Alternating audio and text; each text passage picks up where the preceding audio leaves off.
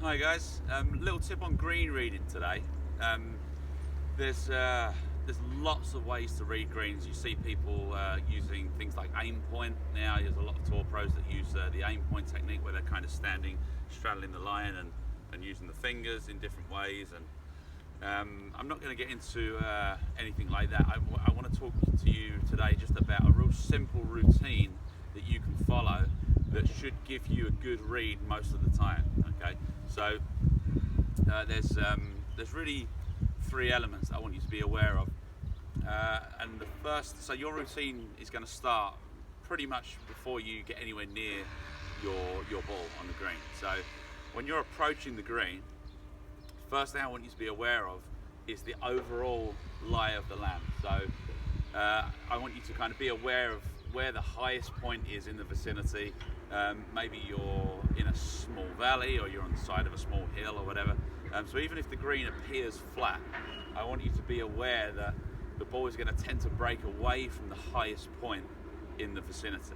So that's the first thing that's going to influence your ball. So if you have, for example, a flat putt, but there is maybe the entire, even if like I said, if it appears quite flat and your green is kind of on a plateau, if you've got a high point in the when I look around here, the high point really is kind of behind me and sloping this way.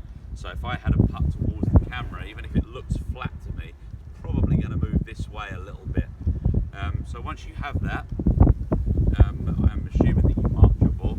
You're going to replace your ball. Once you've replaced your ball, take about 5 paces back and then get as low as you can. So this is where you see the guys on tour, they're really crouching as low as possible. You see someone like Camilo Villegas, who's nearly got his chin on the ground when he's doing his Spider-Man green reading routine.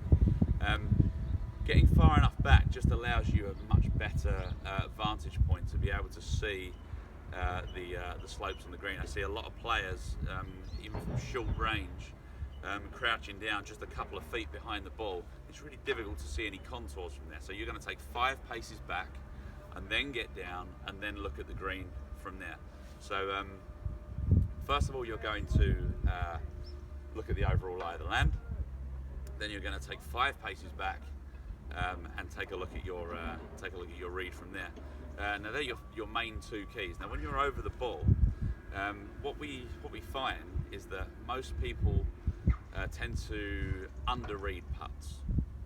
So in general, even very good players, you'll find that they'll read maybe 70% of the slope before they get there, and then they'll read the rest when they're actually standing over the ball. So something that's quite good to do is once you've got your read, if you think it's going to break maybe 3 inches from the right edge or something like that, once you're over the ball, you could probably go another inch or so.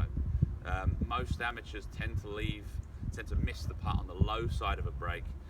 One, because they tend to underhit putts, and 2, just because they don't read enough into it. So let's go with those 3 stages. So you're going to look at the overall lie of the land. You're going to take 5 paces back at least and get as low as you can to get your read of the actual line that you're hitting on. And then once you're over it, give it a little bit more and see how you go.